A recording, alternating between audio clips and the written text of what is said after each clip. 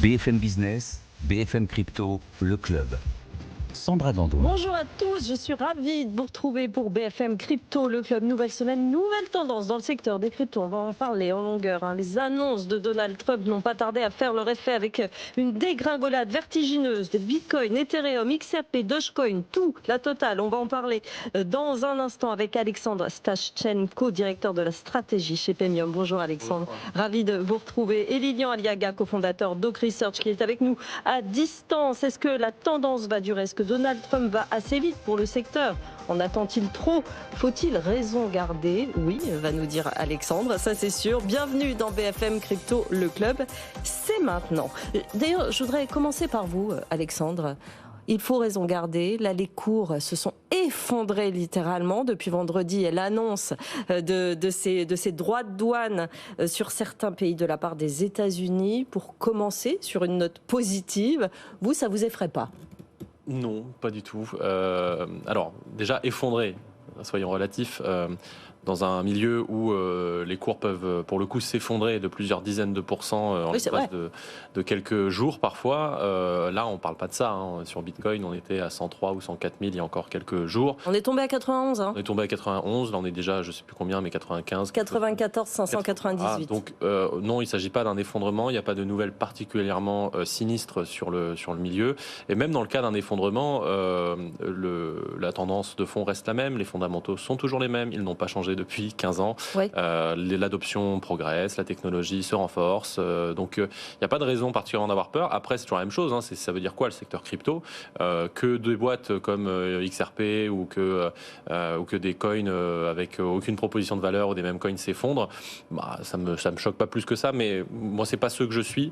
Et quand on a une conviction de long terme sur Bitcoin notamment, normalement, on passe la semaine tranquillement sans trop regarder les cours. On connaît, de toute façon. On est le cuir tanné. Effectivement, ce concept de volatilité, ça fait partie du truc, évidemment. Elle baisse sur le long terme. Oui. Sur Bitcoin. Enfin, on pourra y revenir tout à l'heure. Oui, on va y revenir, effectivement. Lilian, on va quand même essayer d'expliquer ce qui s'est passé. L'Ether qui a dévissé jusqu'à 26%, Bitcoin qui est tombé, on l'a dit, jusqu'à 91 304 $. Ça fait des très grosses chutes. On comprend qu'avec l'annonce de ces droits de douane des États-Unis sur le Mexique, le Canada de 25%, sur la Chine à 10%, ça a fait réagir les marchés, notamment dans le week-end et cette nuit. Pourquoi ça a fait réagir aussi les cryptos, Lilian? Alors, parce que tout simplement, le marché des crypto-monnaies, c'est un marché à risque, au même titre que le marché des actions aux États-Unis. Et quand on a des annonces comme celle de Donald Trump, on sait qu'on peut s'attendre à des secousses importantes qui vont impacter directement les marchés financiers à risque. D'ailleurs, on attend avec impatience l'ouverture de la session américaine pour voir les impacts sur la bourse américaine, mais on l'anticipe comme étant alors forcément pas aussi négatif que pour le marché des crypto-monnaies, mais l'impact sera quand même négatif. L'or est en train de marquer des nouveaux plus hauts historiques. Le dollar américain se renforce suite à ces annonces-là. Donc forcément, pour les marchés à risque et le marché des crypto-monnaies, c'est compliqué. Comme l'a dit Alexandre, effectivement, alors on parle de dégringolade, de dévissage pour le marché. Pour Bitcoin, on est encore à 94-95 000 $, ce qui reste un niveau de prix qui est assez élevé. Et c'est aussi là tout le sujet et toute l'inquiétude pour les investisseurs en crypto. C'est qu'on se dit que on a connu une journée de liquidation, et on y reviendra, je pourrais en toucher deux mots, historique pour le marché des cryptos, alors que Bitcoin est encore à 95 000 $. Et parce que notamment sur d'autres actifs, et l'Ether par exemple, on parle de 27% dans la journée d'hier, mais il faut rappeler que l'Ether était samedi dernier à 3 400 $. Il est tombé à 2 100 $ dans la nuit. Donc voilà, les impacts ont été vraiment importants pour les altcoins. Et pour répondre un petit peu plus à la question, on va remettre ça aussi en perspective avec le sentiment général sur le marché des crypto-monnaies actuellement. C'est que, à part Bitcoin, à part sur Bitcoin, les annonces pour le moment ne sont pas forcément positives pour le marché des crypto-monnaies. Elles le sont pour Bitcoin, mais elles ne le sont pas pour les altcoins. Beaucoup d'investisseurs s'attendent encore à cette fameuse saison des altcoins, et il n'y a rien qui nous pousse à croire qu'elle arrivera là dans les prochaines semaines. Et donc oui, il faut bien différencier Bitcoin du marché des cryptos. On ne cesse de le répéter, mais là encore une fois, suite à une journée comme celle-là, il faut encore le répéter une nouvelle fois. Il faut bien différencier Bitcoin du reste du marché des cryptos. Ça veut dire que Donald Trump, sur certaines décisions, ne va pas assez vite, peut-être, pour le secteur? Alors, ce qui va assez vite, enfin, on va dire qu'on a mis, comme je le disais la semaine dernière, beaucoup trop d'espoir entre les mains de Donald Trump. Et si vous vous souvenez de notre émission de mardi dernier, quand j'étais sur le plateau, je vous disais, c'est à double tranchant. C'est soit Donald Trump va assez vite dans ses décisions et il permet à l'industrie des crypto-monnaies de se développer suffisamment rapidement et les annonces sont assez bullish, comme on dit, pour que les crypto-monnaies en profitent. Ou alors, le retour de bâton, c'est qu'on a mis tous nos espoirs entre les mains de Donald Trump, entre les mains de son administration et de manière générale de l'économie américaine, et que si Donald Trump, qui a certes un intérêt pour les crypto-monnaies, mais qui a surtout un intérêt pour les États-Unis, préfère finalement prendre des décisions qui sont tout à fait normales pour un chef d'État, à savoir de ne pas forcément privilégier le marché crypto, on peut avoir un retour de bâton qui serait important. J'en parlais mardi dernier, c'en est un exemple finalement. On a mis beaucoup d'attentes envers lui et les cryptos ne sont pas du tout sa priorité et c'est tout à fait logique. Alexandre, ce que vous me disiez tout à l'heure, c'est que si Donald Trump prend des décisions parfois contradictoires, mettant face à face finalement un secteur contre un autre, et c'est ça aussi qu'il va falloir gérer sur les 4 prochaines années finalement. Alors, il y a plusieurs choses. La première, c'est effectivement de poursuivre sur cette distinction Bitcoin versus les cryptos, parce que est-ce que la communauté Bitcoin attendait beaucoup de choses de Donald Trump ? Pas tant que ça. Elle attendait de lui, d'une certaine façon, qu'il y ait une fin de la cabale, puisqu'il y avait quand même pas mal d'actions qui étaient menées, je pense à l'opération Chokepoint 2.0, donc les fermetures de comptes bancaires, les menaces sur l'autoconservation, le hochet de la MNBC. Tout ça, en fait, a déjà été mis par décret. Il interdit le dollar numérique, il protège l'autoconservation.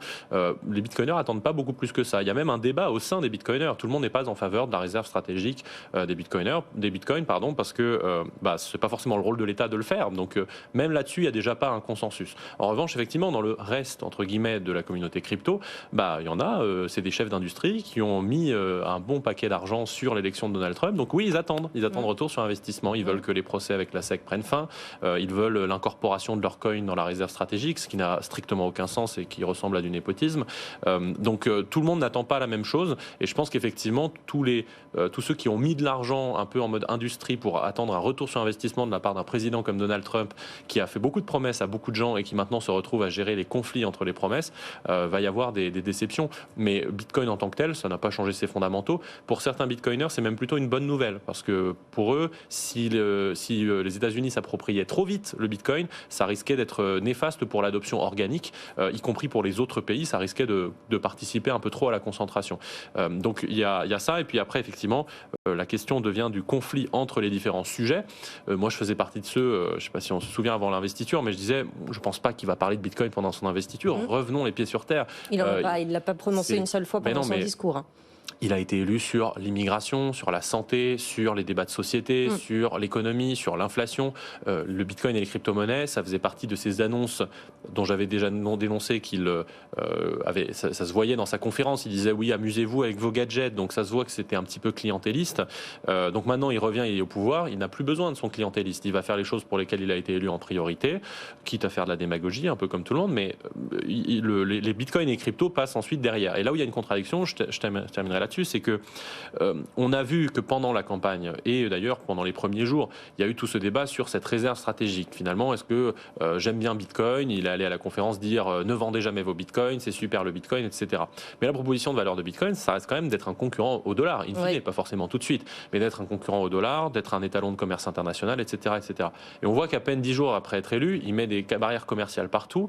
Il y a des BRICS, donc Brésil, Russie, Inde, Chine, Afrique du Sud, qui disent en fait, on va peut-être s'émanciper du dollar, on cherche d'autres alternatives. Et lui, il répond quoi ? Il dit, si vous cherchez à sortir du dollar, je vous mets 100% de douane. Donc, en fait, s'il était cohérent, il ne soutiendrait pas Bitcoin, dont le but, un des buts, on va dire, même si c'est difficile d'attribuer un but à Bitcoin, mais une des possibilités, c'est que ça vienne challenger le dollar. Et en fait, il le laisserait comme ça vivoter pendant qu'il tape de 100% de tarifs tous ceux qui veulent l'agresser. Donc ça se voit qu'il n'a pas tout à fait tout compris, mais tant mieux, d'une certaine façon, ça laisse la chose se développer organiquement. Ça montre aussi sa volonté de contrôle total, aussi, quelles que soient les décisions qu'il va prendre. Ces nouveaux droits de douane là, dont on parle tout à l'heure, Lilian, vont s'appliquer à partir de demain matin. Est-ce que ça veut dire que les marchés, à nouveau, vont pouvoir baisser encore dans les heures qui viennent ? Les cours ? Alors, je pense que c'est plutôt une annonce qui était entre guillemets un petit peu inattendue, et donc l'impact qu'il y a eu sur les marchés en tout cas, le marché des crypto-monnaies a été suffisamment fort. Je ne sais pas si ça va continuer de l'impacter sur le long terme dans les prochains jours. Ce que je sais actuellement, c'est que il fallait qu'on revienne aussi là-dessus parce que c'est un sujet très important, c'est les liquidations. On a eu dans la nuit, et ça a été annoncé ce matin, à peu près 2,5 milliards de dollars de liquidation sur le marché des crypto-monnaies. C'est énorme, c'était déjà une donnée qui était historique, plus que ce qu'on avait vécu à l'époque de la chute de l'écosystème Terra Luna, plus que lors de l'annonce de la faillite de la plateforme FTX. Donc pour, je veux dire, une simple annonce de la part de Donald Trump, c'est énorme. Et ce que j'apprenais à l'instant, juste avant de rentrer en direct avec vous sur l'émission, c'est que Bybit, une des plateformes d'échange de crypto-monnaies qui est notamment spécialisée sur les marchés futures, a expliqué que sur leur propre plateforme, ils ont dépassé les 2 milliards de dollars de liquidation, ce qui signifierait que ce chiffre qui nous est parvenu et qui a beaucoup circulé dans les médias ce matin, lui-même est déjà sous-estimé. On serait plutôt de l'ordre de 10 milliards de dollars de liquidation dans la nuit. C'est évidemment énorme. On est allé chercher finalement toutes les liquidités possibles et imaginables sur les altcoins. Et donc, naturellement, j'ai envie de vous dire que je ne vois pas comment est-ce qu'on pourrait aller plus bas, tellement on est allé chercher des liquidités. Alors forcément, on peut toujours aller plus bas à moyen terme, mais à court terme, je pense que le marché va au moins se stabiliser dans cette zone. Donc, par exemple, 2500 dollars pour l'Ether et les niveaux dans lesquels nous nous trouvons actuellement pour les altcoins. Maintenant, à voir quelle sera, on va dire, la direction dans laquelle va aller cette guerre commerciale que souhaite mener Donald Trump, si ça continue et si ça escalade même. Et c'est ce qui est vraisemblablement en train de se passer, puisque je pense que le Mexique et le Canada vont vite répondre, la Chine également. Si on part dans la mauvaise direction, forcément, ça va impacter encore plus les marchés. Et là, à moyen terme, on va pouvoir encore plus corriger. Mais là, en tout cas, dans les prochains jours, dans les prochaines heures, j'ai un peu de mal à croire qu'on puisse encore aller essorer encore plus les investisseurs qu'ils ne l'ont déjà été cette nuit. Alexandre ? Alors, deux choses à dire en complément. La première, c'est qu'il faut le rappeler, le marché des cryptos ne ferme pas le vendredi à 17h. Ça continue le week-end, d'où les chutes parfois. Exactement. Donc en fait, typiquement, quand on regarde la volatilité, par exemple, de Bitcoin, c'est une volatilité qui est importante, elle est aux environs de 60, quand le marché action est plutôt autour de 20-30. Mais il y a 2 ans, c'était 150. Donc déjà, on a plus que divisé par 2. Donc la tendance sur la volatilité, elle est baissière. Mais même cette tendance, même ce chiffre, on va dire, de 60, il est en lui-même un petit peu biaisé parce que pour les actions, il y a plein de mécanismes pour freiner cette liquidité. Il y a le fait que cette volatilité, il y a le fait que le marché est fermé le week-end. Donc en fait, c'est très difficile. S'il se passe des événements le week-end, le marché en fait n'a pas le temps de paniquer. Il rouvre le lundi, on va dire au prix que le marché a décidé de fixer à ce moment-là.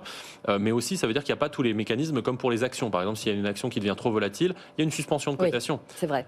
Et donc, quand on voit ces chiffres de volatilité, en fait, il faut les prendre aussi avec beaucoup de pincettes parce que ça se trouve, sans ces mécanismes-là, en fait, le marché action ou le marché de l'or, parce que l'or est aussi autour de 20-30, en fait, serait plutôt à des niveaux comme 40 ou 50. Et donc, finalement, les deux ne sont pas très, très éloignés. Ça, c'est une première chose. La deuxième chose qui est intéressante, c'est que normalement, quand il y a des annonces, Trump a dit, il y a déjà quelques semaines, qu'il allait mettre des droits de douane dans tous les sens, des 100%, des 25%, des machins.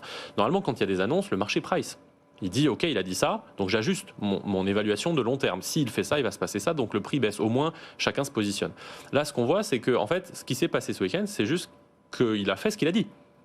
Et le fait qu'il fasse ce qu'il dit étonne le marché.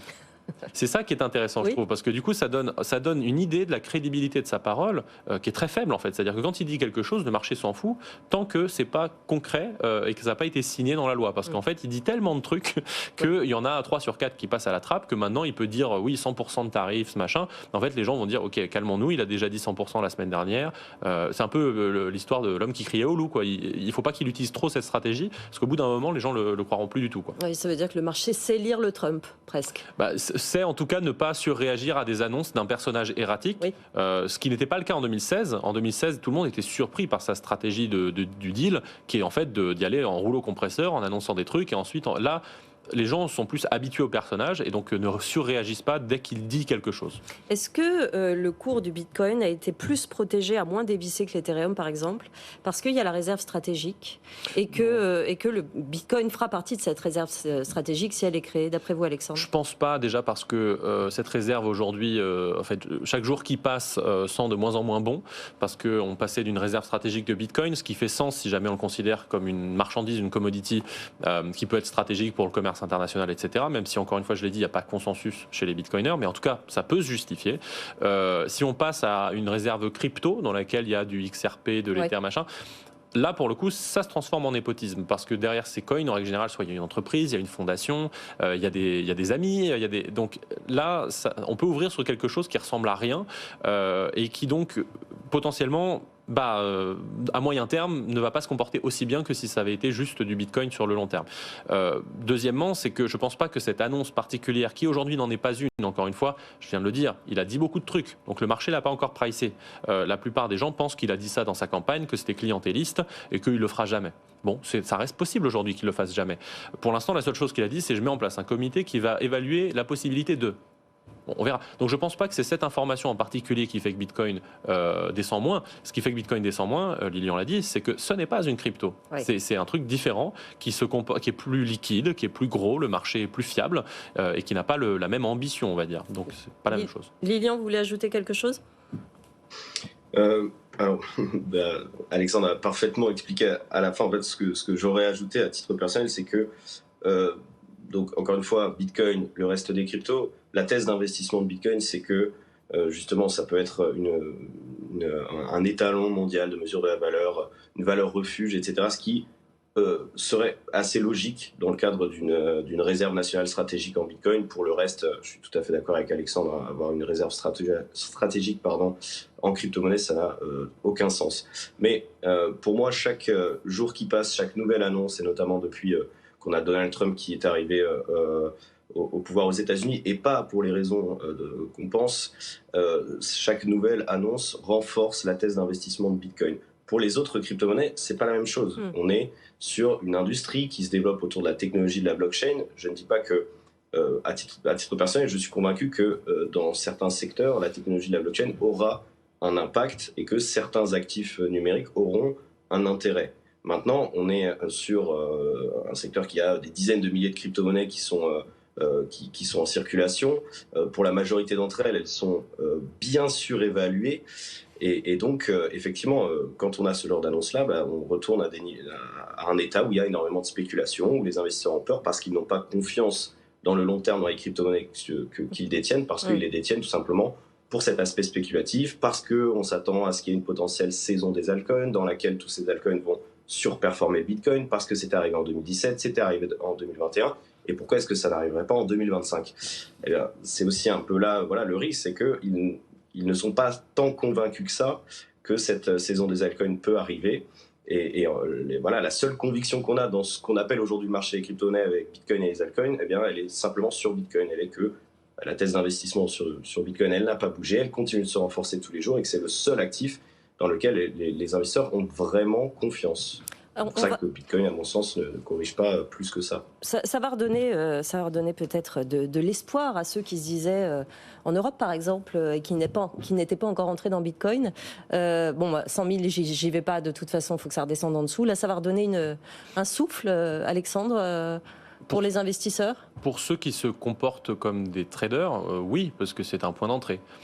Pour les autres, je ne recommande pas, parce que, enfin, je ne recommande pas d'accumuler sur la thèse d'investissement. Si vous l'avez, il faut accumuler. Mais ce que je veux dire, c'est que le marché Bitcoin, on l'a dit, il est plus volatile, il n'est jamais fermé. Donc, je donne souvent ce dilemme aux nouveaux entrants qui me disent, ouais, quand est-ce qu'il faut acheter, etc. En fait, est-ce que vous avez prévu de devenir professionnel du secteur, d'y passer 5 heures par jour et de prévoir de vous lever à 2 heures du matin si jamais les Chinois décident de vendre et pas vous ? Si la réponse est non, et que vous avez prévu de conserver une vie normale, avec votre métier normal, votre vie de famille, etc., et ben en fait, vous n'avez pas à vous comporter comme un trader. Un trader, c'est un métier. Donc si vous n'êtes pas dans cette catégorie-là, vous avez votre thèse de fonds d'investissement. Le fait que ça baisse à 95 ou à 90 ou à 80 ou à 70, peu importe. En fait, vous êtes là pour les 5-10 prochaines années. Donc si ça baisse, tant mieux, vous rachetez plus bas. Mais il ne faut pas que ça en devienne une mécanique mentale où on se dit « Ah, je vais pouvoir renforcer, pas renforcer », parce que vous rentrez dans une dynamique de trader que vous n'êtes pas dans ce cas-là. Et donc attention, parce que quand vous rentrez dans cette dynamique alors que vous n'êtes pas professionnel, il y a quand même 9 chances sur 10 de se faire avoir par le marché. Pour terminer, on va regarder un petit sujet qui nous intéressait ce matin. Ça se passe au Salvador. Le Salvador qui a été freiné par le FMI. Dernièrement, les commerçants ne sont plus obligés d'accepter le Bitcoin comme monnaie de paiement. Le FMI a posé cette condition pour accorder un prêt au Salvador d'1,4 milliard de dollars. Le Salvador a été contraint de s'y plier, évidemment. Pour autant, il y a des villes qui résistent. On va aller à Berlin. C'est une ville à une centaine de kilomètres de la capitale qui a complètement adopté le Bitcoin. C'est un reportage d'Alexandra Paget, on en parle après. Bienvenue à Bitcoinville, magasin, hôtel, épicerie, station-service. On peut payer en crypto-monnaie dans plus d'une centaine de commerces de l'agglomération de 18 000 habitants à une centaine de kilomètres de la capitale. Et Marcela Flores, barista, compte bien continuer. Avec l'élection de Trump et tout ce qu'il a récemment dit sur le Bitcoin, nous espérons que le Bitcoin va grimper. Quelques heures avant l'investiture de Donald Trump, le Bitcoin a d'ailleurs franchi la barre symbolique des 100 000 $. Gerardo Linares a quitté San Salvador pour s'installer à Berlin. La ville arbore fièrement le B de Bitcoin et y promouvoir l'utilisation de la crypto-monnaie. Nous avons fait un peu de bruit sur les réseaux sociaux, des étrangers ont commencé à venir, des gens en visite, des touristes qui cherchaient le pays du Bitcoin et voulaient faire des transactions en Bitcoin. Julio Cruz vend des souvenirs artisanaux affichant le fameux B aux touristes. Il voit lui aussi d'un bon œil l'utilisation du Bitcoin. Cela a été une bonne expérience, très positive. Nous pensons que le Bitcoin est la solution pour atteindre notre indépendance économique. À l'avenir, nous aurons de meilleurs résultats. La ferveur observée à Berlin contraste avec l'indifférence de l'immense majorité des Salvadoriens. 92% disent ne pas avoir utilisé le Bitcoin l'an dernier, selon une enquête de l'université centra-américaine que dirige Laura Andrade. Nous constatons que les autorités continuent d'insister sur le Bitcoin comme un pari économique, mais nous voyons une déconnexion avec ce que les gens pensent du cryptoactif. L'accord passé par le gouvernement avec le FMI a pour but de renforcer la viabilité budgétaire du pays et justement d'atténuer les risques liés au Bitcoin. Aujourd'hui, ils sont au plus haut, mais le pari du président Nayib Bukele s'est déjà avéré très risqué lors de la chute spectaculaire des crypto-monnaies en 2022. Voilà, pari risqué, on le savait effectivement, 92% de la population qui ne l'a pas utilisé dans le pays, qui ne l'a pas adopté, alors que cette ville l'a quasiment adopté à 100%. Ça montre un petit peu finalement ce décalage et puis ces institutions qui essayent de faire pression. Encore une fois, ce FMI qui en fait une condition pour un prêt, pour que le pays aille mieux. Ça vous inspire quoi, Alexandre ? Alors déjà, une précision sur le chiffre, parce que le chiffre est toujours donné en oubliant un élément dans la question. C'est pas n'a pas utilisé, c'est n'a pas utilisé comme paiement. Avoir du Bitcoin et le conserver, c'est une utilisation. On préserve son pouvoir d'achat. Et donc très souvent, typiquement, si on demandait aux Français, avez-vous utilisé Bitcoin pour payer, on aurait très probablement moins de 1% des Français qui répondraient oui. Mais l'avez-vous utilisé tout court ? En fait, on est à 10 ou 12%. Donc quand on avait le même sondage de l'Institut catholique de San Salvador de mémoire, les gens qui détenaient du Bitcoin, on était plus proche de 30 ou de 40% que de simplement 8%. Donc ça, c'est une première précision. La deuxième précision, c'est que le FMI a joué un jeu qui est assez déplorable sur le Salvador déjà parce que c'est une décision souveraine de choisir sa monnaie. Donc le FMI n'a pas à décider de quelle est la monnaie d'un pays ou d'un autre. Mais ce n'est pas la première fois qu'il le fait. Alors, en règle générale, il va demander à dévaluer les monnaies, mais il ne va pas dire à un pays, maintenant t'arrêtes ta monnaie, tu prends le dollar, par exemple. Ça, il ne le fait pas. Non, ça, ce serait de l'ingérence et qu'il se permet de faire dans ce cas-là. Donc c'est pour ça que je dis que c'est un petit peu différent. Deuxièmement, tous les discours du FMI depuis maintenant à peu près un an sur le Salvador sont en fait extrêmement cocasses parce que ils ne trouvent rien à dire au pays. C'est-à-dire que quand on regarde les conférences de presse sur le FMI du Salvador, du FMI sur le Salvador, on a des gens du FMI qui disent alors, concernant le Salvador, le tourisme repart, la dette baisse, le déficit a baissé, le tourisme donc est en hausse comme je l'ai dit, la croissance marche bien, c'était l'État le plus dangereux du monde il y a encore 5 ans, aujourd'hui c'est le deuxième le plus sûr d'Amérique. Ils enchaînent les trucs positifs et à la fin ils disent virgule, mais cependant, comme ils ont Bitcoin, non c'est mort. Vraiment c'est no go pour nous, on veut pas y aller. Et en fait, on se dit, mais attendez, mais le FMI, il a aucun problème à accorder des milliards et des milliards d'un 15e ajustement structurel à des pays où parfois c'est des dictateurs. Et là, parce qu'il y a une monnaie qui est choisie souverainement par le pays. Ouais. Là, soudainement, il n'y a plus personne et on n'a plus le droit de toucher à ce pays-là. Donc, on voit qu'il y a une vraie déconnexion, qu'en fait, il y a vraiment un côté presque épidermique sur le sujet du Bitcoin par rapport au FMI, qui, rappelons-le, est une institution de Bretton Woods. Donc, le FMI doit son existence au fait que le dollar est central dans le monde. Donc, les deux sujets du dollar et du FMI sont extrêmement liés. Lilian, quel est votre avis ? Alors, je partage, j'ai pas entendu parfaitement l'entièreté de l'intervention d'Alexandre, mais je partage un avis qu'il a évoqué au tout début, à savoir que quand on parle d'utilisation de Bitcoin, évidemment, on peut l'utiliser en tant que monnaie, donc le dépenser dans la vie de tous les jours. Et quand on demande autour de nous, même dans la sphère des utilisateurs et des investisseurs en crypto-monnaie, il n'y en a pas énormément qui dépensent leur Bitcoin, tout simplement parce qu'ils préfèrent accumuler du Bitcoin et dépenser des euros, qu'ils considèrent comme étant un actif qui va plus se dévaluer que le Bitcoin sur le long terme. Donc, en fonction de l'endroit où on habite dans le monde et pour le coup en France pour nous c'est un petit peu plus simple, on préfère accumuler du Bitcoin et ne pas le dépenser, et donc l'accumuler reste un cas d'utilisation. Donc je trouve que c'est de dire qu'au Salvador l'adoption du Bitcoin a été un petit peu ratée parce qu'on a 95%, j'ai pas entendu exactement le chiffre d'habitants qui ne l'utilisent pas. Bon, ouais. Je trouve que c'est un peu faible, d'autant plus quand on sait qu'il y a eu beaucoup de difficultés dans la mise en place du wallet qui avait été proposé pour détenir ces bitcoins. Donc voilà, et par rapport au sujet du FMI, je n'épiloguerai pas sur le sujet, puisque je sais qu'Alexandre a de nombreuses fois pris la parole dessus et a déjà énormément alerté sur le fait que leur discours soit vraiment particulièrement biaisé lorsqu'il s'agit de parler de l'adoption de Bitcoin au Salvador. Alexandre, en 30 secondes, parce que l'émission se termine, Christine Lagarde reste aussi très critique à l'égard de Bitcoin. Elle a dit que ces réserves des banques centrales devaient être liquides, sûres, sécurisées et ne devaient pas être suspectées d'activités liées à des activités criminelles ou de blanchiment d'argent. Est-ce que c'est pareil ? Est-ce que c'est cette même réticence ? Alors, sur la Banque Centrale Européenne, en 5 secondes, d'abord une petite taquinerie. On parlait de népotisme tout à l'heure sur la réserve stratégique qui inclut des actifs diversifiés. On rappelle que la BCE tient une liste d'actions d'entreprises qui ont le droit d'avoir accès à du capital moins cher que d'autres. Donc c'est aussi du népotisme. Enfin, je termine. Sur le sujet du blanchiment, c'est complètement hors de la réalité. Évidemment, l'euro sert au blanchiment. Il me semble que la Banque Centrale Européenne a de l'euro. Donc c'est juste qu'elle continue dans sa posture à elle, qui est de dire que Bitcoin c'est nul. Ce qu'on attend d'une banque centrale en même temps, donc ça ne m'étonne pas. Merci beaucoup Alexandre Stachchenko, directeur de la stratégie chez Pemium, et Lilian Aliaga, cofondateur d'Oak Research. Merci beaucoup messieurs pour l'analyse de cette situation. On vous retrouve très bientôt dans BFM Crypto, le club. Je vous laisse entre les mains de Guillaume Sommerer, c'est BFM Bourse. Bonne journée sur BFM Business. BFM Business, BFM Crypto, le club.